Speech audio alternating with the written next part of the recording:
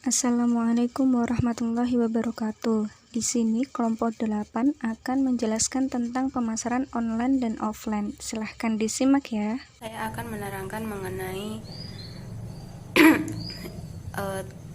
pengertian dari pemasaran online dan juga pemasaran offline.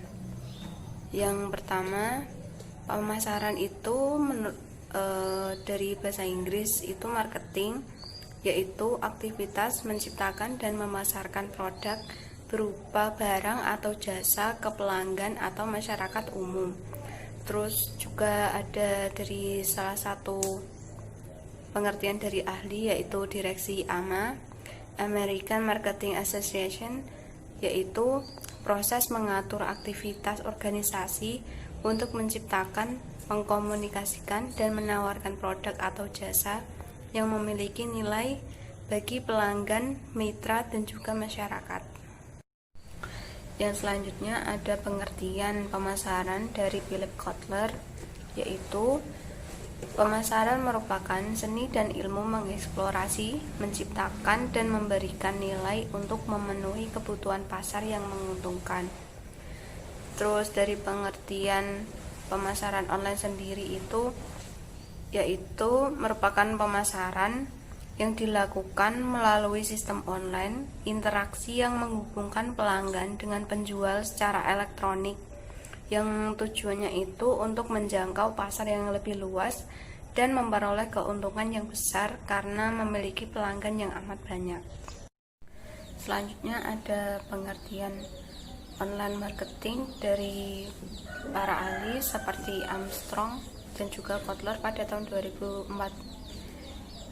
Electronic marketing merupakan sisi pemasaran dari e-commerce yang merupakan kerja dari perusahaan untuk mengkomunikasikan sesuatu, mempromosikan, dan menjual barang serta jasa melalui internet. Terus pada 2013, mereka mengatakan bahwa online marketing menggambarkan usaha perusahaan dan juga jasa serta membangun hubungan dengan pelanggan melalui internet.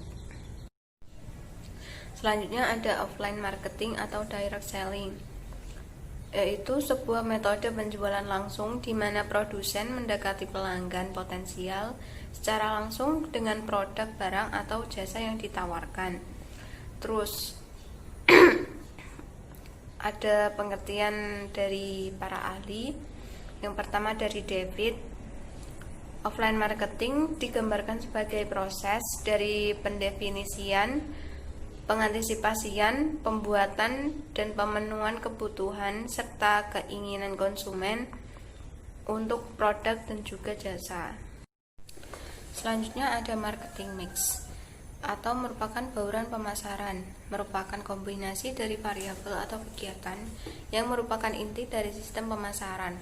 Marketing mix sendiri lebih dikenal dengan 4P, tapi lengkapnya itu ada 7P, yang P masing-masing itu terdiri dari produk, price, produk itu dari produk sendiri, price itu harga, place tempat, terus promotion atau promosi. Yang ketiga ada people atau orang, dan proses atau proses, dan juga physical evidence. Saya akan menjelaskan dari marketing mix sendiri, mulai dari produk. Produk di sini terkait kualitas dari produk yang ditawarkan dengan harga yang terjangkau, jelas, dan juga menjadi sasaran pasar. Terus kemudian ada price atau harga, merupakan kunci utama bagi konsumen untuk membeli barang, khususnya konsumen kelas menengah ke bawah. Penentuan harga bisa menjadi kekuatan untuk bersaing di dalam pasar. Juga ada promotion atau promosi, merupakan alat utama pemasaran dari produk. Promosi yang juga kemudian banyak menggerus keuangan perusahaan demi memperkenalkan produk ke pasar. Terus yang keempat ada place atau lokasi. Lokasi berperan penting dalam pemasaran karena terkait dengan after sales satisfaction maupun before sales satisfaction pelanggan. Yang kelima ada people, yaitu adalah merupakan komitmen, insentif, penampilan, perilaku, dan juga kebiasaan. Ini melekat pada karyawan perusahaan misalnya. Yang keenam ada proses. Di sini merupakan indikator yang diperlukan, yaitu prosedur, kebijakan, mekanisasi, arah aktivitas, dan juga sebagainya.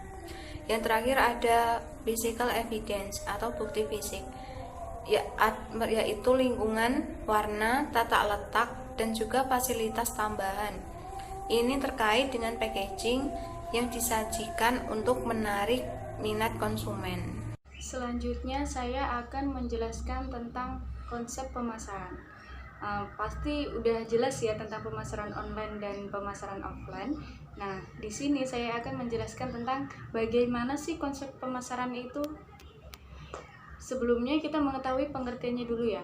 Konsep pemasaran adalah suatu falsafah manajemen dalam bidang pemasaran yang berorientasi kepada kebutuhan dan keinginan konsumen dengan didukung oleh kegiatan pemasaran yang terpadu yang diarahkan oleh memberikan kepuasan konsumen sebagai kunci keberhasilan organisasi dalam usahanya mencapai tujuan yang telah ditetapkan. Jadi, konsumen pemasaran merupakan orientasi perusahaan yang menekankan bahwa tugas pokok perusahaan adalah menentukan kebutuhan dan keinginan pasar dan selanjutnya memenuhi kebutuhan dan keinginan tersebut sehingga dicapai tingkat kepuasan langganan yang melebihi dari kepuasan yang diberikan oleh para pesaing. Selanjutnya, konsep pemasaran meliputi yang pertama, kebutuhan, keinginan, dan permintaan. Yang kedua ada produk. Produk ini berupa barang ataupun jasa. Yang ketiga ada nilai. Kemudian yang keempat ada biaya dan kepuasan. Yang kelima ada pertukaran dan transaksi. Serta yang keenam ada hubungan dan jaringan. Nah, konsep-konsep tersebut dari kebutuhan sampai dengan hubungan dan jaringan itu saling bertautan satu sama lainnya. Yang pertama, kebutuhan, keinginan, dan permintaan. Kebutuhan, ini lebih jelasnya seperti kebutuhan manusia ya, human needs. Human needs ini adalah ketidakberadaan beberapa kepuasan dasar. Manusia mempunyai banyak kebutuhan yang kompleks, bukan hanya fisik. Fisik ini berupa makanan, pakaian, perumahan, dan lainnya. Tetapi juga psikis, seperti rasa aman, aktualisasi diri, sosialisasi, penghargaan, kepemilikan, dan lainnya. Kemudian keinginan, wants. Keinginan ini digambarkan dalam bentuk objek yang akan memuaskan kebutuhan mereka. Atau dengan kata lain, keinginan adalah hasrat akan penawaran kebutuhan yang spesifik. Masyarakat yang semakin berkembang, keinginannya juga semakin luas kan? Itu juga akan terdapat keterbatasan dana, waktu, tenaga, dan ruang, sehingga tidak semua keinginan yang ada disertai dengan kemampuan dan kesediaan untuk membelinya. Nah, yang seperti itu disebut dengan permintaan atau demand. Kemudian yang kedua, produk. Produk ini berupa barang dan jasa. Nah, munculnya berbagai kebutuhan itu dinamakan produk. Keinginan dan permintaan pasar mendorong produsen untuk mempelajari, melakukan riset pasar, mengamati perilaku konsumen, menganalisis keluhan dan ketidakpuasan yang dialami oleh konsumen, mencari jawaban produk antara jasa apa yang sedang disukai konsumen. Dengan demikian, produsen dapat menawarkan produk, barang atau jasa kepada pasar untuk diperhatikan dan dimiliki atau dikonsumsi sehingga kepuasan konsumen dapat tercapai. Kemudian yang ketiga ada nilai. Nilai adalah selisih antara nilai total yang dinikmati pelanggan karena memiliki serta menggunakan suatu produk dan biaya total yang menyertai produk tersebut. Nilai total antara lain nilai dari produk jasa, personil pemasaran, biaya waktu, biaya energi yang dikeluarkan, dan biaya psikis. Setelah pemberian nilai, konsumen akan mengevaluasi dan hasil evaluasi ini akan mempengaruhi kepuasan dan peluang untuk membeli ulang produk tersebut. Kemudian yang keempat itu ada kepuasan pelanggan. Nah, kepuasan pelanggan ini tergantung pada anggapan kinerja produk dalam menyerahkan nilai relatif terhadap harapan pembeli. Bila kinerja atau prestasi sesuai, maka pembeli akan kembali untuk membeli produk tersebut.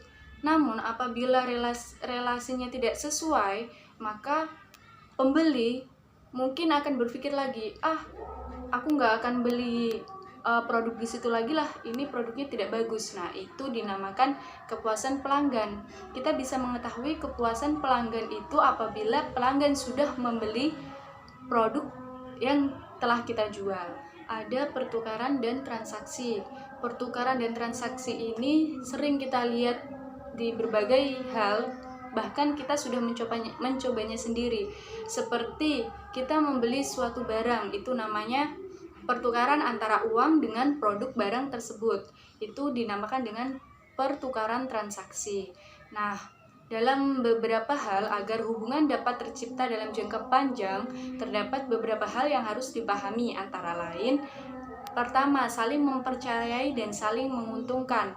Yang kedua, menjanjikan dan memberikan kualitas yang tinggi, pelayanan yang baik, harga yang pantas antar pihak.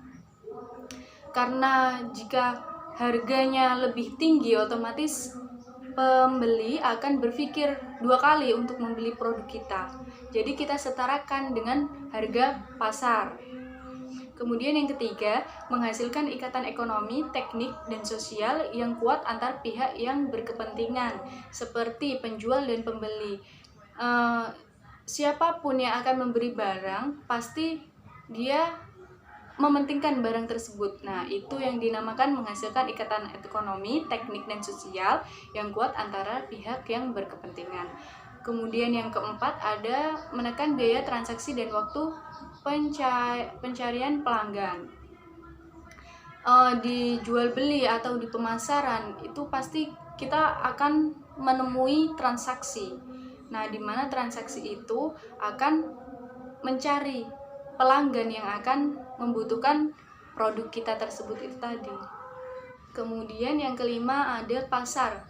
Pasar merupakan tempat bertemunya penjual dan pembeli, terjadi transaksi serta pertukaran produk, barang atau jasa yang bernilai antara dua belah pihak atau lebih. Istilah pasar dalam dunia bisnis secara informal sering digunakan untuk mencakup beragam pengelompokan pelanggan. Misalnya pasar kebutuhan, contohnya seperti pasar diet atau pasar, kemudian ada pasar produk, contohnya seperti pasar daging, telur, dan lainnya. Kemudian ada pasar demografis, contohnya seperti pasar remaja, dewasa, anak-anak. Itu maksudnya pasar remaja itu maksudnya pasar yang ada di kalangan remaja, dewasa, atau anak-anak, seperti pakaian. Itu kan ada kalangan antara remaja, dewasa, dan anak-anak kan. Nah, kemudian ada pasar geografis. Ini contohnya seperti pasar Bali, pasar Denpasar. Nah, pasar geografis ini ditentukan oleh letak di mana pasar itu berada. Yang keenam, ada pemasar dan calon pembeli. Pemasar adalah seseorang yang mencari satu atau lebih calon pembeli yang akan terlibat dalam pertukaran nilai atau value. Nah, calon pembeli adalah seseorang yang diidentifikasikan oleh pemasar sebagai orang yang mungkin bersedia dan mampu terlibat dalam pertukaran pasar tersebut. Ingin menjelaskan tentang strategi pemasaran online dan offline. Baik, yang pertama saya akan menjelaskan tentang strategi online. Strategi online adalah strategi pemasaran yang baik saat ini. Adalah sistem yang berbasiskan pada jaringan. Maksudnya sistem pemasaran ini bersifat online. Adapun manfaat daripada sistem ini bisa dirasakan bagi kedua belah pihak, yakni pihak-pihak penjual dan pembeli. Pada dasarnya pemasaran online ini adalah kegiatan komunikasi pemasaran dengan menggunakan media internet. Sesuai perkembangannya, pemasaran online tidak hanya menggunakan media website, tapi juga email dan aplikasi lain yang berjalan di atas protokol internet.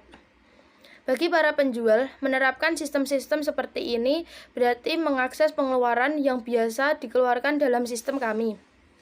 Sistem lama, seperti Jika pada sistem lama, kita harus membuka cabang dan demi cabang baru demi melebarkan sayap bisnis kita. Tidak dengan sistem online, karena dengan sistem ini penjualan dapat memperkenalkan hasil produknya melalui suatu web di antara setiap orang atau konsumen. Tidak hanya di satu lokasi, kita bisa mengakses untuk mencari informasi akan tetapi barang yang diperlukan, tanpa perlu membuka cabang atau kantor pemasaran baru. Bagi para konsumen ini sangatlah membantu, karena konsumen tidak perlu datang langsung ke lokasi untuk membeli barang yang diinginkan, mengingat kondisi lalu lintas kota yang cukup ramai yang menyebabkan terlalu banyak waktu yang kita buang di jalan untuk sampai ke lokasi. Maka dengan sistem online ini konsumen bisa mendapatkan barang yang diinginkan cukup dari tempat duduknya. Adapun manfaat sistem penjualan online. Yang pertama, tidak perlu membuka banyak kantor cabang dalam pemasaran. Yang kedua, mengurangi tingkat pengeluaran bagi pihak produsen. Dan yang terakhir, memudahkan para konsumen dalam membeli suatu barang. Ada beberapa strategi pemasaran online yang populer digunakan saat ini. Yang pertama, ada situs web. Situs web setiap orang memiliki situs web. Beberapa hari ini mereka smart memiliki situs web yang responsifnya terhadap seluler, yang berarti mereka terlihat sama bagusnya dengan smartphone atau tablet. Yang kedua, ada blogging. Blogging adalah jenis buku harian online yang semua orang, dari pencinta make up untuk perusahaan perangkat lunak, digunakan untuk mendiskusikan topik yang menarik. Yang ketiga, ada media sosial. Media sosial ada di sekitar kita, mulai dari Twitter, berbagai bentuk pendek Twitter, hingga platform berbagai foto Instagram. Yang selanjutnya ada pemasaran email. Kita semua mendapat email dari merek favorit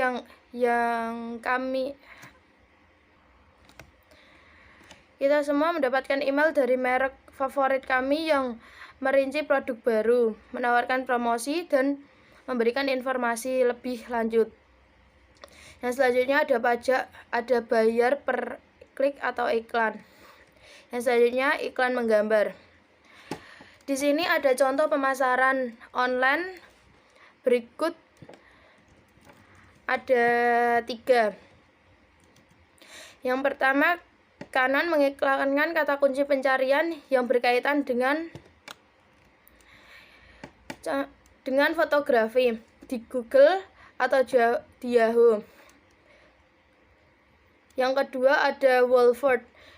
Ini grader mengumpulkan alamat email di situs web. Yang terakhir, selain itu, Drive Creator membuat iklan video dan membagikannya dengan audiens. Baik, yang selanjutnya tentang strategi pemasaran offline. Secara mendalam, pengertian pemasaran yaitu proses kebutuhan manusia yang dimana terdapat barang atau jasa untuk memenuhi kehidupan masing-masing. Pemasaran offline yaitu proses transaksi penjualan barang dan jasa secara langsung yang dimana produsen dan konsumen bertemu dan terjadinya proses transaksi jual beli. Dalam biaya pemasaran offline tergolong mahal, dikarenakan kita harus lebih memperbanyak brosur, iklan, begitu juga dengan tenaga. Dalam pemasaran yang luas mungkin tergolong sulit dikarenakan bersifat lokal. Apabila kita harus membuka cabang di berbagai kota, kita perlu mengeluarkan biaya yang cukup mahal dalam mengakses setiap produk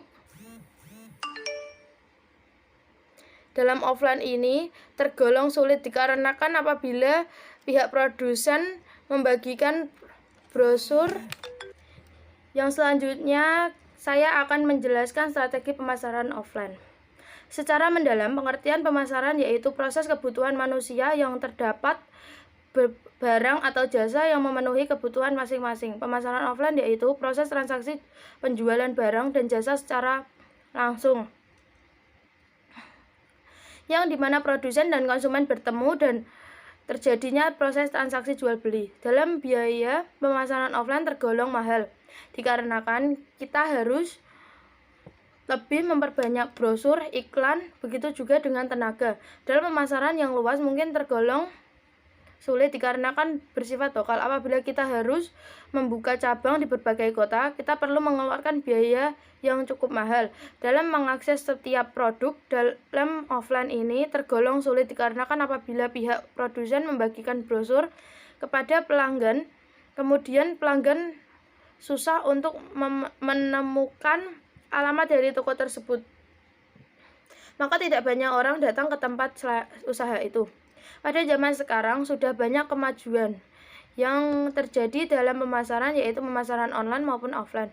Di sini saya akan membahas peristiwanya, sekaligus membahas manfaat ataupun kelebihan secara kekurangan dari pemasaran online dan offline ini. Ada 3. Yang pertama, dalam biaya pemasaran offline tergolong mahal dikarenakan kita harus lebih memperbanyak brosur, iklan, begitu juga dengan tenaga.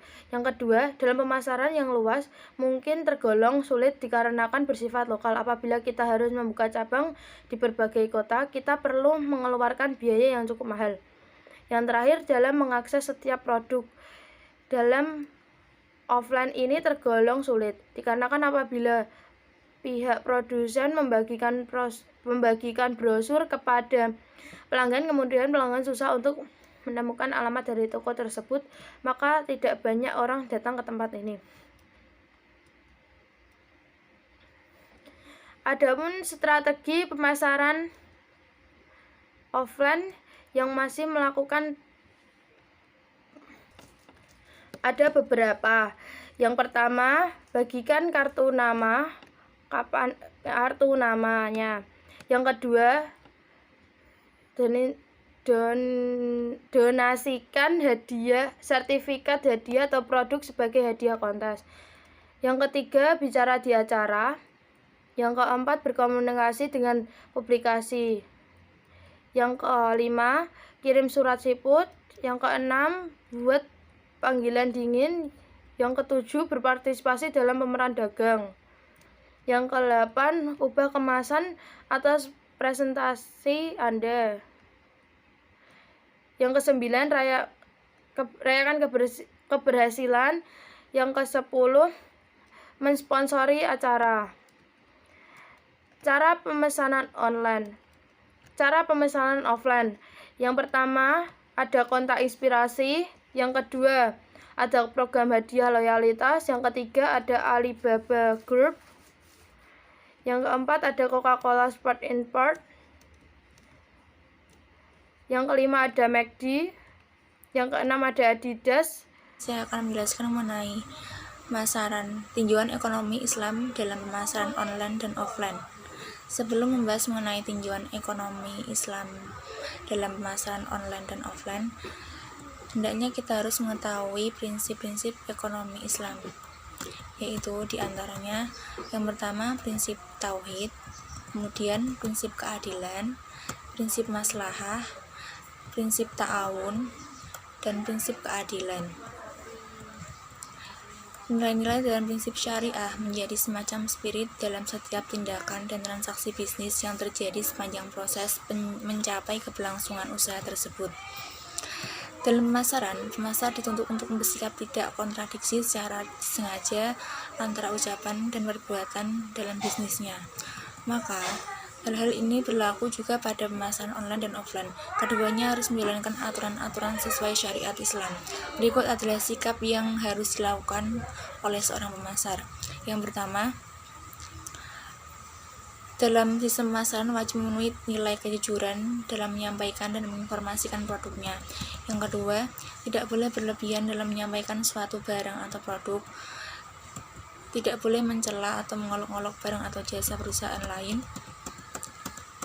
Dan yang keempat, pemasar tidak boleh mengandung unsur fitnah. Jadi pemasaran online dan pemasaran offline dalam sistem Islam itu sah-sah saja, namun harus sesuai dengan syariat Islam. Asalnya ada aturan-aturan tertentu dalam Islam mengenai jual beli. Seperti dalam pemasaran online, barang yang diperjualbelikan kan tidak ada di depan kita. Kita tidak dapat melihatnya langsung. Maka dari itu, penjual hendaknya tidak melakukan pelanggaran-pelanggaran terhadap pelanggan. Hal ini juga berlaku pada pemasaran offline. Juga terdapat aturan-aturan tertentu dalam Islam yang harus dipatuhi. Misalnya tidak boleh menjual barang dengan harga tinggi dari harga aslinya. Maka dari itu, pemasaran dalam tinjauan ekonomi Islam harus sesuai dengan prinsip-prinsip syariat Islam. Kemudian poin selanjutnya kita akan membahas mengenai kelebihan dan kekurangan pemasaran online dan offline. Yang pertama, kelebihan pemasaran online. Biaya yang dikeluarkan lebih rendah. Layanan dapat dilakukan secara 24 jam. Tidak ada batasan geografi karena menggunakan internet, maka batasan jarak bukanlah suatu masalah. Penjual dan pembeli dapat berinteraksi walaupun tidak bertemu secara langsung. Dan yang terakhir adalah fleksibel. Penjual dapat melayani pembeli saat sedang bersantai di rumah atau dimanapun. Selanjutnya, kekurangan pemasaran online. Branding produk belum tentu kuat karena produk tidak dipromosikan secara menyeluruh. Kemudian tidak bisa melakukan demo fisik.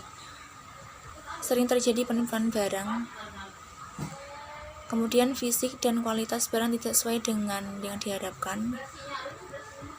Kemudian dikenakan biaya transportasi sehingga ada biaya tambahan. Tidak dapat melihat dan mencoba secara langsung barang yang dipesan. Kemudian butuh waktu agar barang sampai di tempat karena proses pengiriman. Selanjutnya, kelebihan pemasaran offline. Branding produk kuat dipromosikan secara langsung oleh SPG atau penjual. Kemudian, produk dapat dilihat dari dan disentuh oleh calon konsumen. Tingkat kepercayaan tinggi. Produk dan transaksi jual beli dilakukan melalui kesepakatan dan bertemu secara langsung. Namun, juga ada kekurangan dari pemasaran offline. Di antaranya, biaya yang dikeluarkan sangat mahal, memerlukan tempat berjual, alat pendukung promosi seperti produk atau spanduk. Kemudian jangkauan penjualan terbatas, menetap di suatu wilayah, dengan konsumen yang kemungkinan besar hanya berasal dari daerah tersebut. Yang terakhir, monitoring membutuhkan banyak waktu, masih manual menggunakan pembukuan. Sekian penjelasan dari kami, semoga bermanfaat untuk semua. Kami akhiri, wassalamualaikum warahmatullahi wabarakatuh.